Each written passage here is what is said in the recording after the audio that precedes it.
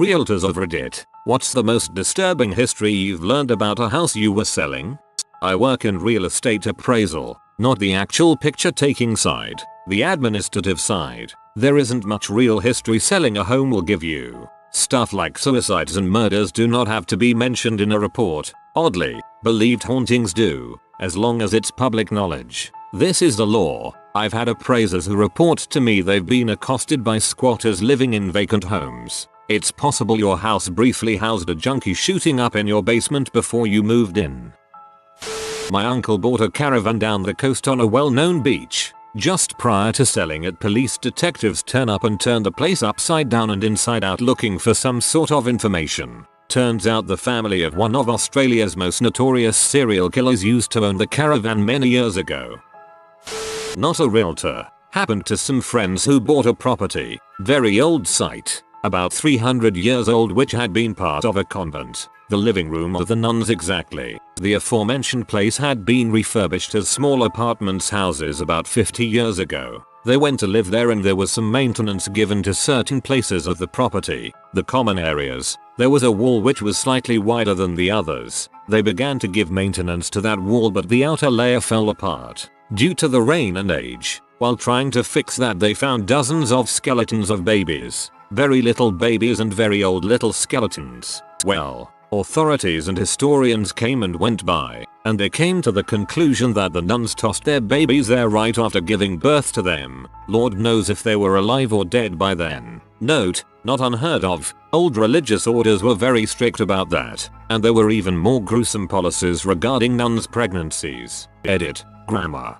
The fact that they found dozens suggests to me that a slew of nuns knew this was there and there was a silent conspiracy to use it as they saw fit but keep it a secret. As morbid as it sounds, I doubt any babies placed there were alive. If anyone didn't know about the wall tomb, they'd certainly wonder why the wall was crying like an infant. What a sad, sad story.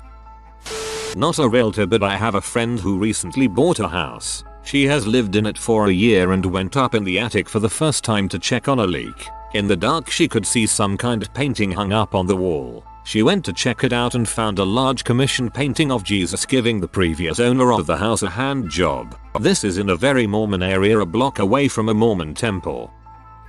Not necessarily disturbing but kind of sad. We were selling a condo of a couple who were both 99 and married for like 80 years. Their condo was in original 1968 condition. Shag carpet, avocado green appliances, thick texture wallpaper. They were moving to be closer to their children and their already purchased gravestones. They knew death was coming and wanted to make it easier for their families. Pretty sweet. Anyways, they were very nice but ended up dying about a year later. The husband and wife died about 3 weeks apart. Classic not a realtor, but intro. The house 2 doors down from ours was for sale in mid-July and the realtor was showing it to a prospective buyer when this happened. A couple of kids set off leftover fireworks at the bottom of the slope past the development. This being California in summer, the entire hillside of dried grasses caught fire immediately. Now you don't see much of these anymore because the construction material got outlawed, but cedar shake roofs were fashionable for a while. Our development got grandfathered in, so everyone on the last street in the block grabbed a garden hose, collectively put out the fire, and hosed down the rooftops, except for the realtor, who turned around garden hose in hand to see the roof already on fire of the house he was showing. It was too high and too far along to put out with garden hoses, so by the time the fire truck arrived the entire second floor was a loss. A local contractor got a lot of business in the months that followed replacing our neighborhood's cedar roofs. Well, not me, but a house that my parents own. My father was speaking with the previous owner about anything he needs to know about the house. The previous owner starts mentioning that a man who lived in the house as a tenant was brutally shot and only made it to the backyard before he had dies from loss of blood. This house is located in a very bad area of our city, so shootings are not at all uncommon. Fast forward a few years and we find out that one of the people living in our house was selling drugs. The drug dealer is eventually arrested in that house, leaving his wife, mother-in-law, and daughter in the house. Few years more and we needed to kick out our tenants because they hadn't paid rent for months. A few nights after my parents went to go tell the tenants to leave or else they were gonna get kicked out, the house burst into flames. A very large portion of the house was in ruins. All the kitchen, one of the rooms, and most of the living room burned to a crisp. Luckily the insurance covered the damage. Thankfully the house has been sold. Last thing that I heard about it is our now ex-tenant, a new one, was not paying rent and got into a very nasty fist fight with the people in the neighborhood. He got into the house completely covered in blood and bruises. They had to call the ambulance to save the guy too. A small word of advice people, if you are going to buy a house always take location into account. Sometimes buying a house in a dangerous neighborhood for a cheaper price can prove to be a big mistake. The oft-used phrase in our area is location. Location. Location meaning you can change a lot about a house. Fancy it up a bit, but location, the one thing you can't change, can be a deal breaker. I've been witness to a few and heard of some others. The first one involves a couple who bought a house in the 1980s. They called me a couple years ago wanting to sell. As we're talking, the wife starts telling me about her difficult pregnancies and how she'd been pregnant many times but lost them all. I feel bad for her, but I'm wondering what this has to do with anything. The husband pipes up and says, after the last one, I didn't know what to do. I came home and the first thing I thought to do was remodel the kitchen. I had to break something. He goes on about his impromptu kitchen demolition. Dishes still in the cabinets and everything. The guy was devastated that they'd lost another baby. Anyway, he says he's ripping out a corner and he always knew there was a dead pocket there because the span was like 3 feet, but the closet behind it was only 2 feet deep. He rips out a drywall and finds a ball of cloth. As he pulls back the layers, he realizes it's the skeleton of a baby. It was wrapped up with a teddy bear. He called the police and said they never got any follow-up on it. The next was from another realtor I knew. They get to a closing and the seller is late. An hour goes by and he's still a no-show. The agent is calling and getting no answer. She knew the seller's nephew who let her in once or something, so she calls him. He drives over to check on his uncle. He opens the door and there's the uncle, dead on the floor. He's wearing his coat and has one shoe on. He died putting his shoes on so he could go to the closing. And yes, the buyers still bought the house, but it took a few extra weeks to close. Another one from my own experience was a house I was asked to sell. It was a fixer-upper, but it was on a nice plot of land. The sellers had some weird relationship going on. She was in her 20s and he was in his 50s. They were married, but she called him daddy and she dressed like a mess. They were not well off by any means, so it's not like she was with him for the money. Anyway, I decided to Google their names to see what came up. They'd been busted for running a puppy mill in the garage and all the dogs were discovered frozen solid in the dead of winter and severely malnourished. After that, I just ignored them. I couldn't even talk to them to tell them I wasn't going to list their house. And the last two are the most outrageous. I'm going to have to hunt it down though. It's a long and I posted it a long time ago. Will update shortly. Edit. It's too long. Had to make it a separate response. Hunt around or check my recent history if you're interested.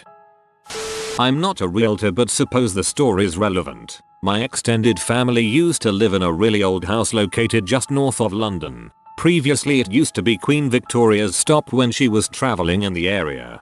Told my uncle, mum's sister's husband, when younger never believed in ghosts or spirits and would be the first one to call it a load of rubbish. He was sleeping one night and was awoken by a man staring at him at the end of his bed, dressed in an old army uniform. My uncle froze for a few seconds, panicked and flicked the bedside lamp on and then the man vanished. He refused to sleep in that room from that night onwards. We later found out that the man was the previous owner who had returned from war to find his wife having an affair. He was so furious that his wife reported to have told her he would do the worst thing possible to get back at her. He took his twin sons, toddlers at the time, went to the back of the garden where there was a forest and shot them both dead before killing himself. The funny thing is that since my family bought the property my uncle had twin sons, my mum had twin sons and my uncle's brother, who is also a part owner of the property, had twin sons. The weirder part is that my brothers and my uncle and his kids were playing near the forest when they were in their early teens and kept on saying they heard boys laughing but couldn't see anybody there, not knowing the house's history.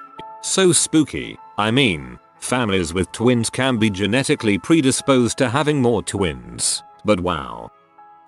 I work in property management on the rental side and would frequently do post-move out walks to assess damages from previous renters and make ready lists for new ones. There was a house on my list that had been vacant for a while in a semi-seedy area. Not a huge deal by any means as it's the middle of the day. I go to the front door and it was stuck shut. Shoulder checked it a few times and it would give a little but I couldn't get it open, like furniture or something was barring the way. So I walk around back and completely ignore he broken storm door. Oops, leading up to the other entry. The second I opened the door I noticed 3 guys standing in the living room around a table. One conveniently had a gun pointed directly at me. I apologized and politely let myself out. No more than 10 seconds after I get into my car, our maintenance calls warning me that the property has been broken into half a dozen times already and I shouldn't go in alone. Wasn't the worst I've seen, but certainly the scariest.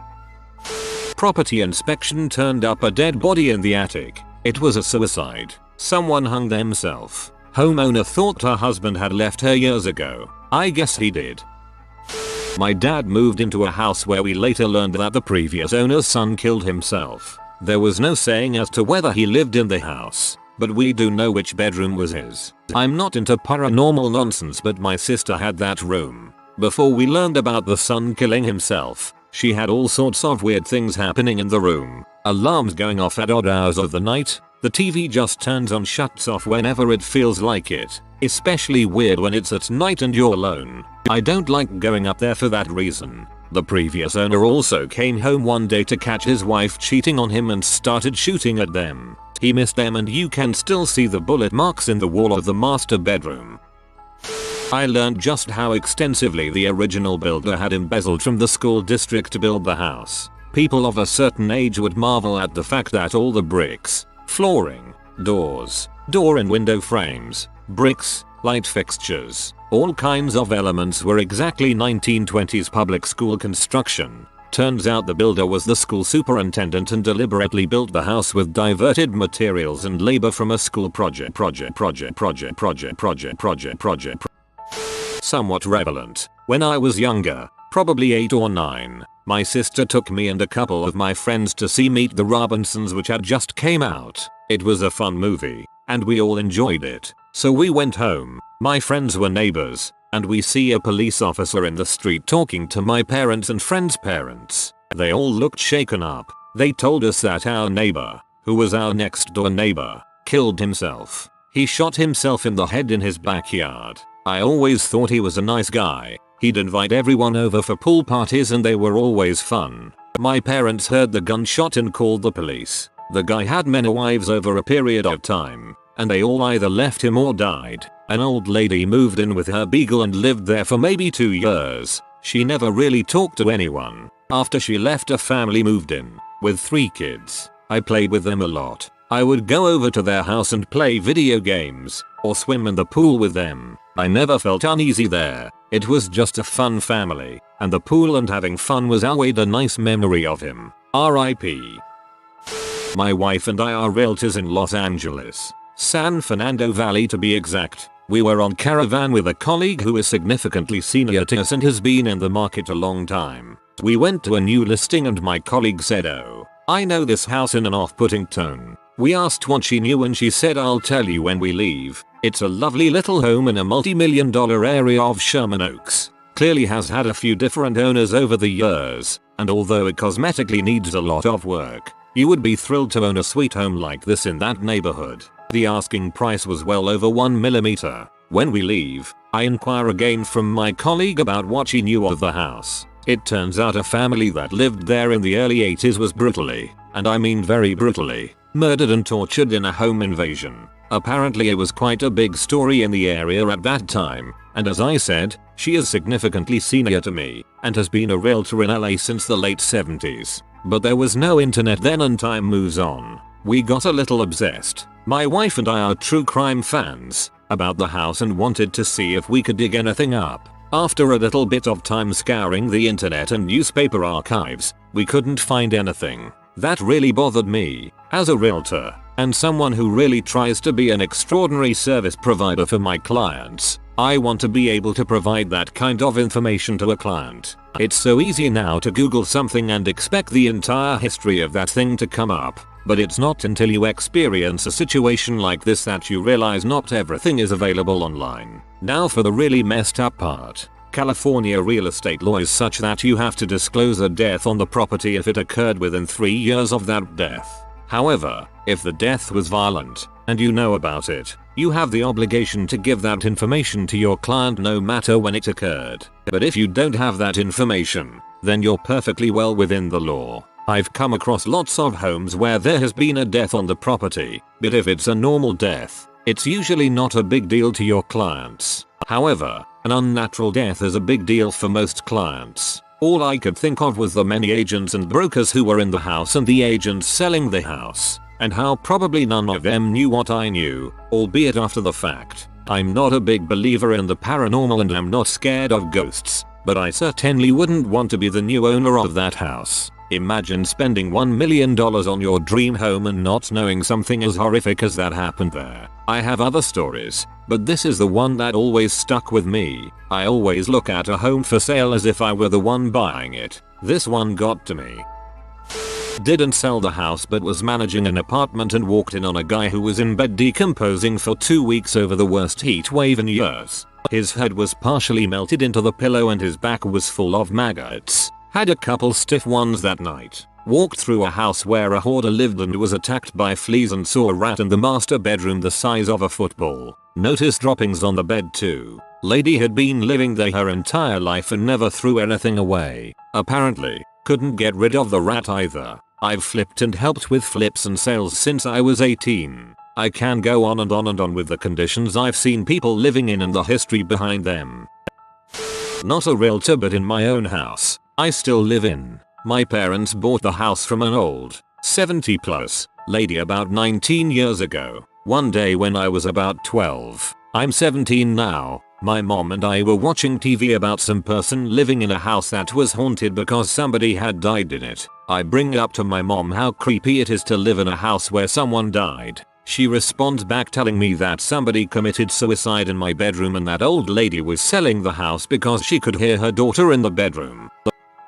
I showed a property that had been a drug manufacturing plant hideout for methamphetamine production. When we did an oil tank search to determine location of the tank that supplied the heat to the house, 5 tanks were located. They were cars buried 10-15 feet deep throughout the property. Inside were large amounts of methamphetamine supplies ingredients, but worst of all, the bodies of 4 prostitutes were also found inside the cars. From the other side of the fence, I went with a friend of mine to view commercial properties for his startup computer business. There was one in particular that he was very excited to see, as the setup sounded just perfect. It had a large front room for seating customers display, was in a strip mall with several other businesses, and it had 2 back rooms, one he could use for stock, one he could use for doing repairs. It also had its own portion of the basement, for additional stock or whatever he might need it for. We hadn't been in the door more than 30 seconds, and the realtor started telling us how it was a combo nail salon massage parlor, before it was seized and her company bought it. Yeah, massage parlor and seized, you know where this is going. The 2 back rooms still had the mattresses on the floor, and there were about 8 more mattresses and lots of women's clothing scattered around the basement. He didn't take the property, even though I told him he should have. The looks on the faces of old clients that came in still expecting the brothel to be there would have been priceless. Too late to the thread, but I'm a contractor and recently dismantled what seemed to be a torture room in the basement of a house some clients were selling. Creepy broken mirror included. I've got pictures if the interest is there. Show and tell mate, give us the pictures. I was selling a home marina. Before we could sell the house, we had to clean out everything. The basement was flooded for months, so we had to drain that and clean it out. The most disgusting thing ever. It was after a while that we learned the owner of the marina hung himself where we were all taking a break and eating pizza. The clean out after that gave us all an overwhelming feeling of dread. I still think about it when I drive by the place. The stories of stuff in Detroit are a bit funnier and sad. One house we had was broken into. We went to board it up and heard water running in the basement. It was flooded. But then I heard bumping upstairs. Some guy brought a H in the house and was banging her. We had bats, so we made him leave. We also called the cops. Cops never came. The guy kept driving by to see if we were still there. Meanwhile, the house next door was being stripped of metal to sell at a scrapyard. Other stories include getting shot at, having two guys pretend to be Christian helpers who later stole the AC unit from the house, and a little kid stealing my gas can with my name clearly on it. Police came and his parents beat his butt for being so stupid in front of me and the police. That was hilarious. Being from Detroit, none of this surprises me. My husband is a realtor and works with a few lawyers that represent estates. He had one home where a woman had committed suicide via shotgun in the bathtub. By the time my husband got there, the body was gone, but he had to have a biohazard team come in and clean up the bathroom. What he said was the saddest part was that the woman was estranged from her family, and rather than not have photos of them around, she had turned all the framed pictures around on the walls or put them face down on tables. He said he felt like he was walking around in her life since everything was left just like any normal day. Years ago I worked for an office that listed houses for sale. One of them in an ad I had to create made my hair stand on end. I noticed it immediately as a weird old flagstone 1910s home with faces carved into the chimney blocks. When I was a kid, this was the murder house, although it was about 3 miles away from my neighborhood. Everyone knew it and talked about it. The story went that in the 1950s a new owner and his family moved in, but the husband murdered his 2 kids and wife. Apparently the police did not suspect foul play and the husband said his family had left him. Years later in the early 80s the property had gone to pot and the man was raising dogs in his backyard. He died in his house, and when animal control police arrived, not only was the guy gnawed on by some of his dogs, but his own nephew later found the man's children and wife in a basement freezer, encased in decades of frost. Imagine my surprise when 9-year-old me rode by the place on the day the cops were removing the freezer. I remember seeing it on a blue tarp in the front yard and people taking pictures. That night there was a quick blurb about it on the news.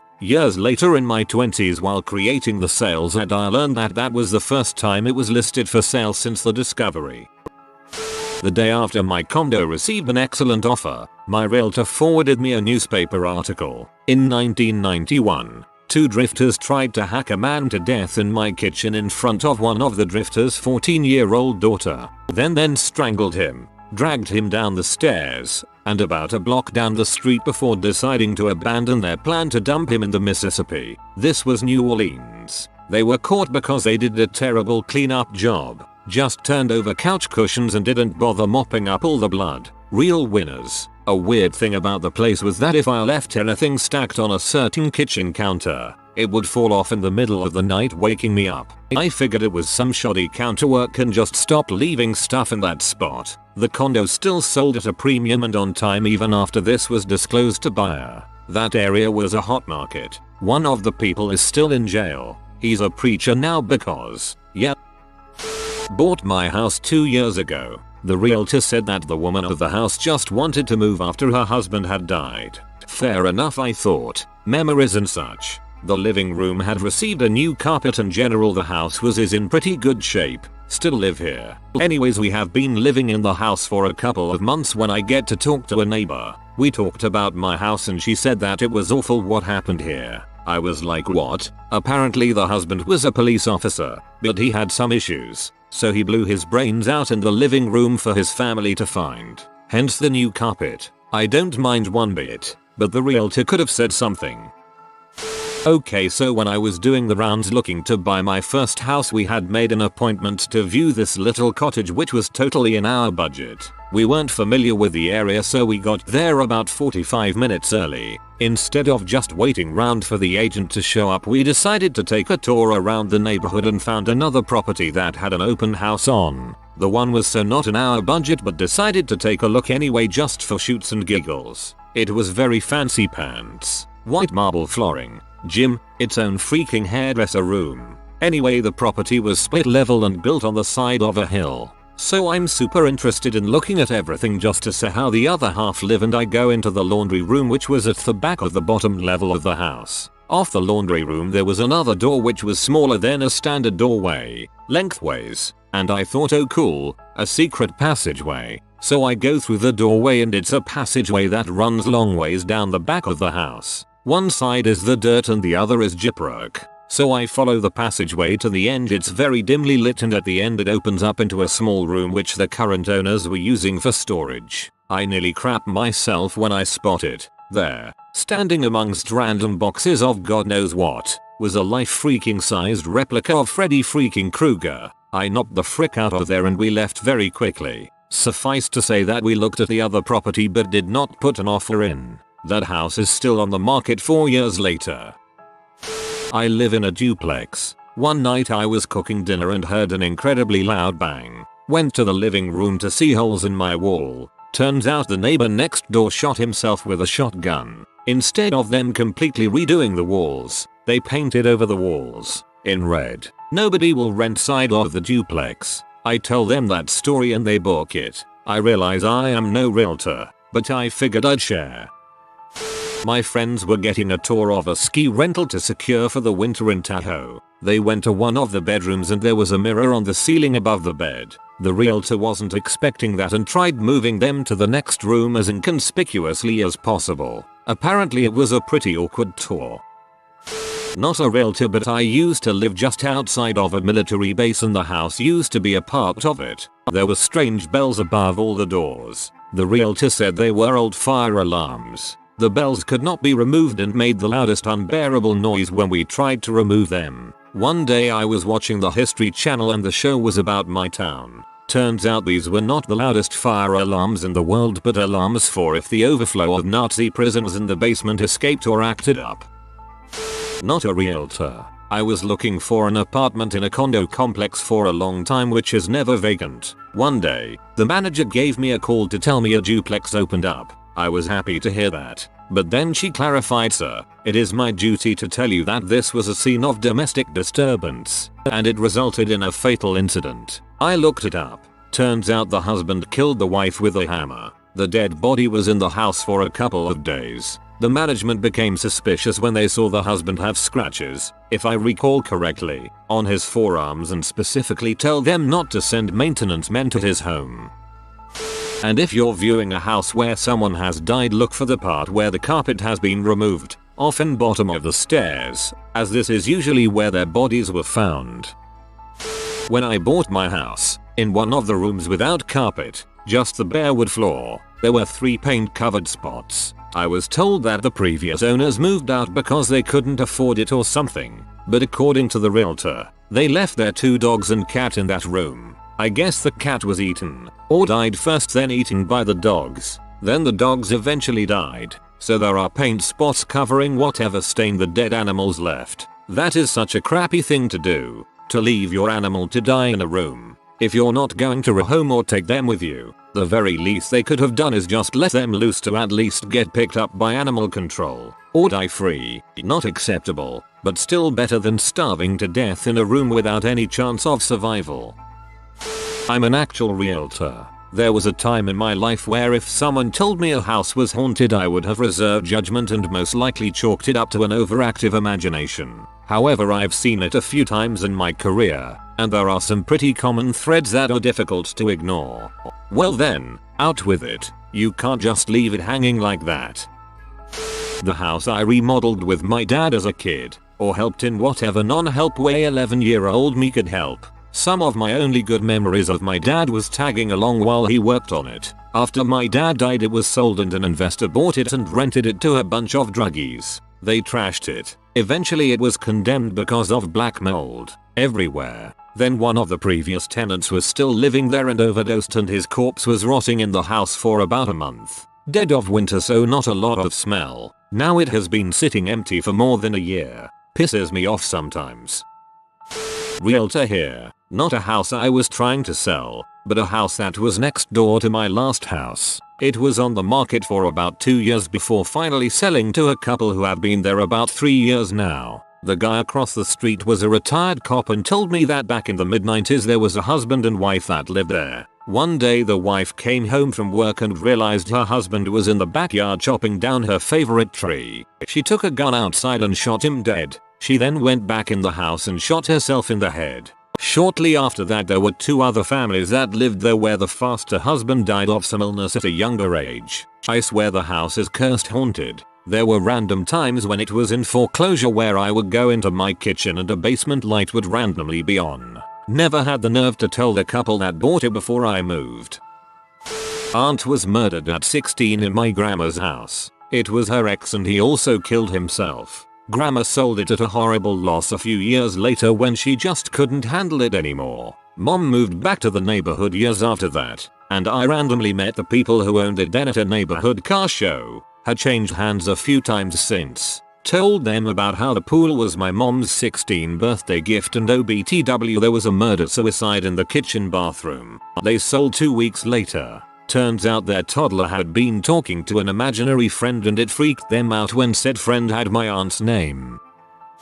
It had a material defect making it unfinanceable, and the seller didn't have the money to fix it. Honestly, this is every realtor's worst nightmare. Murder house, busted sewer line, oh god no. These are mostly from the commercial side, but here goes. Various. Florida mainly. Crack house apartment complex where the previous owner was in jail for fraud. Previous owner killed in officer involved shooting. Current owner was a ward of the state due to advanced dementia and family drama. Site was owned by relatives who can't get along with one another. Homophobic dad tried to screw his gay son out of their apartment building and shopping center. Tax fraud. Migrant farm worker housing with open code violations. The owner preferred illegal immigrants because if they complain, they'll get deported so they keep shut. No tell motel. Owner sponsored jet ski racing. Tenant sponsored jet ski racing, including the same riders as above. This is a totally different property in a different municipality. Neighbor sponsored jet ski racing, including the same riders as above. Seeing a theme? Welcome to Florida. Shop apartment where previous tenants were kids who repeatedly burglarized the shop. Code violations. Code violations. Code violations. Prostitution. We once did a Pentecostal church, too. Not during services. Practically a realtor with how much time I spent doing legwork to buy my house. Creepiest house was the backwards TV house as we called it. It was easily $200,000 less than any neighboring house. It had some fixer-upper problems but otherwise a good house. Beautiful atrium. Master bedroom was all windows looking at the mountains. And a pool overlooking the valley. We walk in and no lights work. That is okay. Plenty of windows upstairs to give the living room and kitchen light. We walk into the kitchen and pictures of the family and children are spread out all over the dining room table. There is still food on the table. Dishes aren't done. All their medicine is still in the drawers. It was as if they were abducted overnight by some government agency. We go downstairs and it is very dark. Only a few windows. All of the TVs are turned backwards facing the wall. These aren't flat screen lightweight TVs either. These are the old school, giant TVs. There are notes all over the house about how much they love and miss each other. Love notes to the woman of the house. And a bunch of notes which get more and more insane. It was very poltergeist. It was top-notch creepy crap. We have no idea what happened there but we can only assume they had to flee the country or ghosts. Our first home purchase came with a death certificate of previous owner and paperwork to verify the current owner had legally inherited it. Cause of death: suicide. Location of death: home, my new home. A quick FOIA request yielded the police report from the 60s which detailed infidelity by his wife. He also apparently cut a chunk of his arm off to remove a tattoo with her name. He caught his wife and lover in bed, beat the crap out of both of them. The next day came home and found them both there. This time he locked himself in the bedroom and shot himself in the chest with a deer rifle. No one called for help for 3 hours. Police basically said he got what he deserved. Wife lived there with child and new man for 40 years longer. I suspect he was murdered. Either planned or the guy took the gun away from him. Deer rifles are hard to shoot yourself with in the chest. Full rifle, not carbine. The door and hardware was original to house and has no lock or evidence of lock being installed. He was a Korean War veteran, and surely knew a chest shot was an undesirable way to catch the bus. The police report was mostly about the wife's injuries from the day before, and they called his doctor and verified he was crazy. I am conflicted because I'd like the new owners to have these docks as part of the history, but I'm not sure they want them. Finally I have use for this info. We moved when I was in elementary school, and after the fact, my dad found out from neighbors that one man had killed himself in what was now my bedroom, and another he killed himself on the patio just outside my bedroom. I didn't learn this until I was maybe 13 or so, and it freaked me the frick out. My dad flips houses for a living. Back when I was in grade school, he bought a duplex that was in foreclosure. One side was completely normal and the other side was disgusting. The guy who lived there before never laid his water bill and peed in jars that he kept literally all over the place. He had no furniture, and it was like he never unpacked because there were boxes everywhere that were super unorganized. It was odd because we found out that he was a waiter at one of the oldest country clubs in CLT and made decent money. He left all of his money scattered between his piles of crap, literally and figuratively. My parents had my other siblings, and I go on a scavenger hunt for all of the money and to help clean out it. Not a realtor, but the house next door to my parents used to belong to this rude elderly woman. She really should have been in a home, as she would fall often and then neighbors would have to come rescue her. Or she'd suddenly have some weird task like buying a TV and then calling my parents to take her to buy one, then having them set it up, thus eating up half of my dad's weekend when he could have been resting. Anyways, she was determined to die in her house. And she did. Our neighbor found her dead in her chair, so her only relative, an older woman, came to claim things from the house that another woman that lived a few doors down hadn't already stolen, and she sat down and she died as well. 2 deaths in the house in less than a week. New neighbors moved in and they've been there several years now. I live in Kingsport, TN, and there's an old hospital on Netherlanden Road that is now an apartment building with like 3-4 separate apartments in it. I've never lived there but know of people who have. One of the apartments is in what used to be the morgue, and no one lasts long living there because during the night it goes from warm to extremely cold and the lights flicker. It scares everyone off. There's also reports of noises, screams, moans, etc. throughout the entire building. My ex-boyfriend's great-grandmother actually died there when it was a hospital from a ruptured appendix. It's so creepy looking even from the outside. I don't even like driving by it, so I take alternate routes. I can't imagine what it's like inside. My brother lives in a house that belonged to one of the victims of the Columbine High School shooting. The girl who lived there was paralyzed in the attack, and the house was all stairs. Then the mother killed herself, so the rest of the family moved away. For all that, there's not a creepy vibe at all. Several mafia bosses retired to Tucson, AZ, and supposedly their houses. Still, they have secret getaways and showers and closets in case they needed to escape. If you are new to the channel, you can subscribe. I publish new videos every day. Until then, check another video.